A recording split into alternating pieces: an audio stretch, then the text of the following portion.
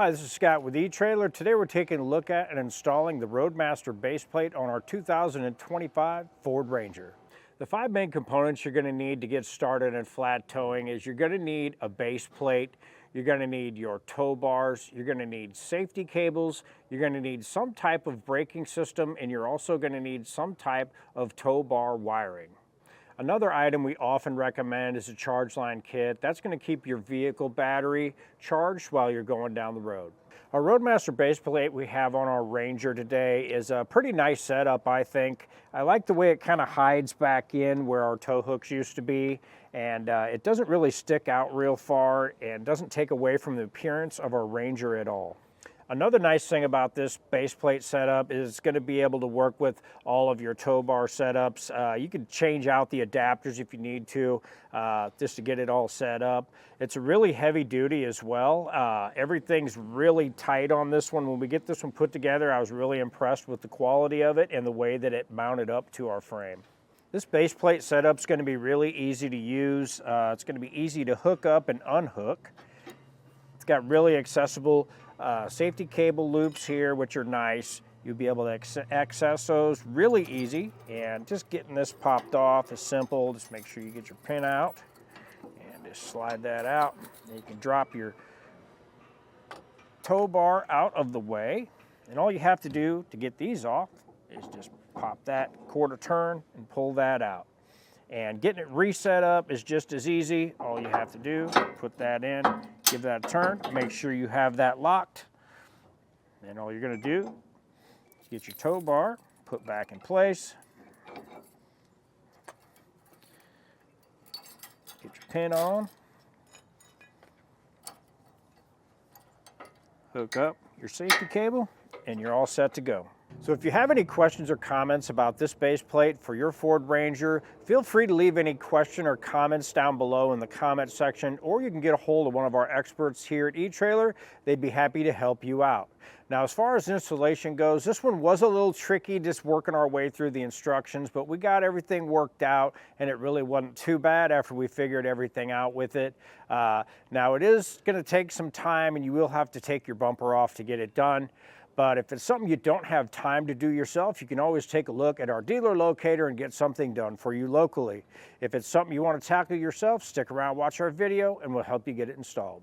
When you start your installation of your base plate kit, you're going to want to take a look at your instructions, and keep in mind we have the Raptor model in today. Now, trim models may vary between Rangers, so just make sure you follow the instructions for the Ranger that you're doing the installation on.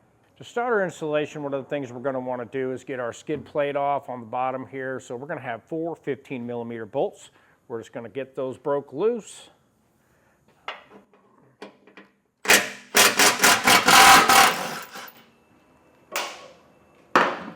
Get those all out. We can get our skid plate moved out of the way.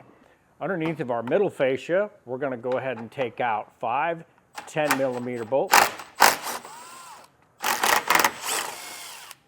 Since our Raptor has these sensors on the front, we're going to have a wire tucked in right back here. We're going to have a plug, and we're going to want to get this unplugged so it don't hang up when we pop this out of the way. So we're going to have a little clip on there. We'll just pop that loose, and we'll set that aside. Now I'm going to remove 2 10-millimeter bolts underneath of our license plate holder.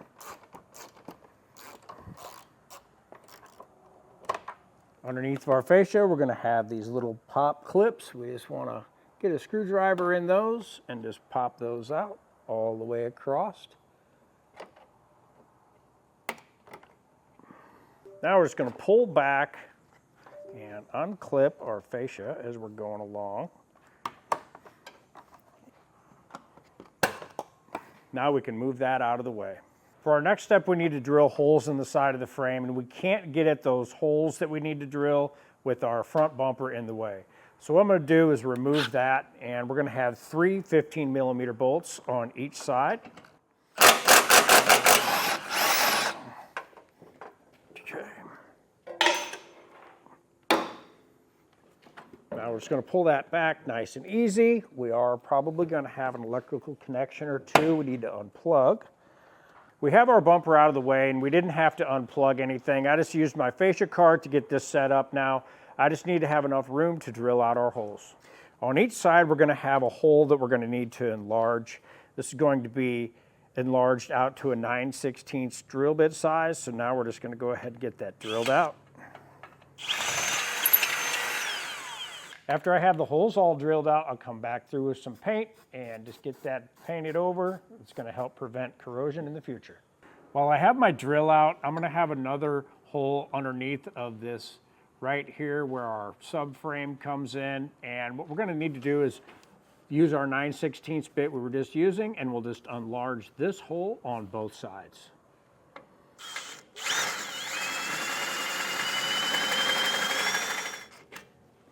We're going to need to get our tow hooks out of the way. So right back here, we're going to have an 8mm bolt. Just get that removed. Now underneath, we're going to have two 15mm bolts.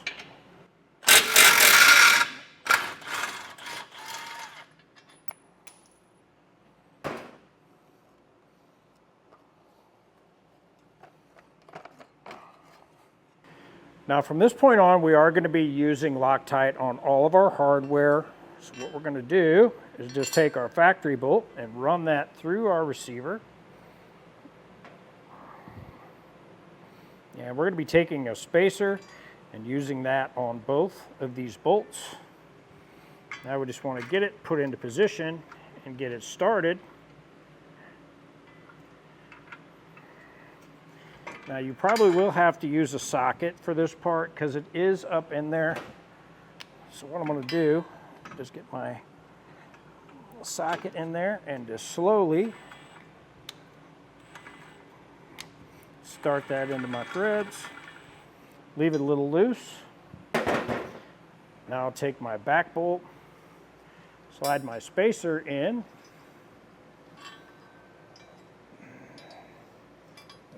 get that lined up with my bolt. Now I'll do the same thing to start in our rear bolt. Great.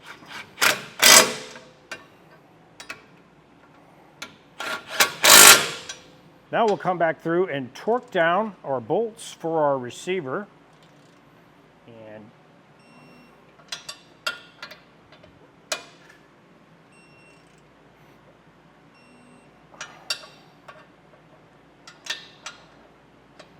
now, if you don't have a torque wrench, you can always pick one up here at eTrailer, or you can take a look at your local auto parts store. You should be able to rent one there. Now we're going to get our side plates put in place, and remember to use Loctite.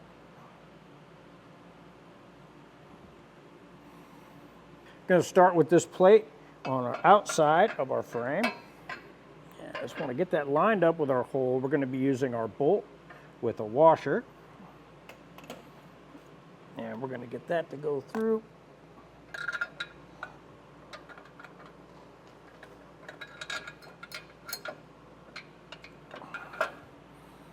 Now we're going to take our longer plate and we're going to need a spacer. We'll run a spacer on the bolt itself.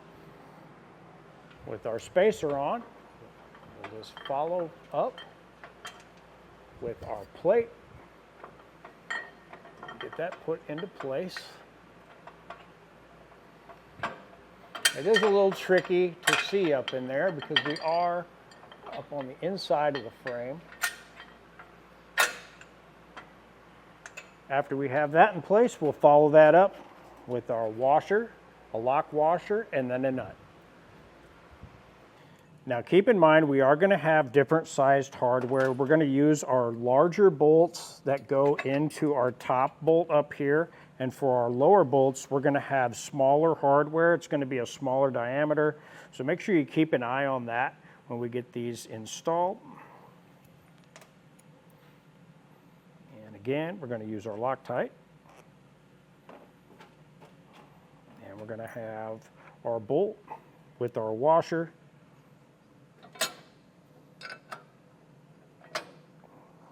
Going to run that in through.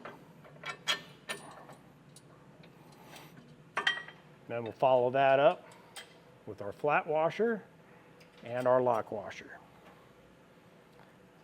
And then we'll bring on our nut finger tight. Now with the heavy powder coat, these may fit a little weird for you. Just keep working at them and you'll get them to go. Now we have this arm that comes back off of our bracket, and we're going to want to do something a little different, and that is with a handle nut that comes in our kit, and we're going to have to get that bent to where we can get it to line up with our bolt hole. So after we've done that, we'll come back with our hardware. We're going to have our short bolt. It's going to have a lock washer, and then it's going to have our flat washer. And we'll just get that lined up.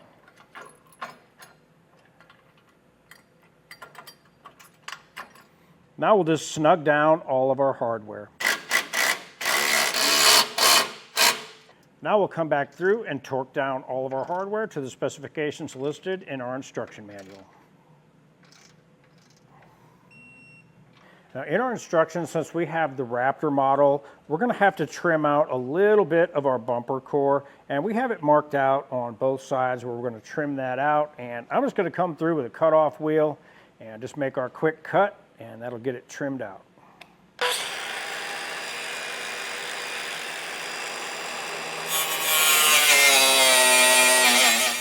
We have our bumper sitting in place and everything lined up pretty good. I did have to kind of test fit it on and then come back through and trim off a little bit more of the tab side of this. So keep that in mind. You may have to trim off a little more just to get it to fit correctly. Now with our bumper back in place, we did end up putting on a bracket for our plug, and we ended up putting our breakaway switch on. And before we close everything up, we're going to come back through and add some more of our components to our flat toe setup. And that was a look at the Roadmaster base plate on our 2025 Ford Ranger. I'm Scott with eTrailer, and thanks for watching.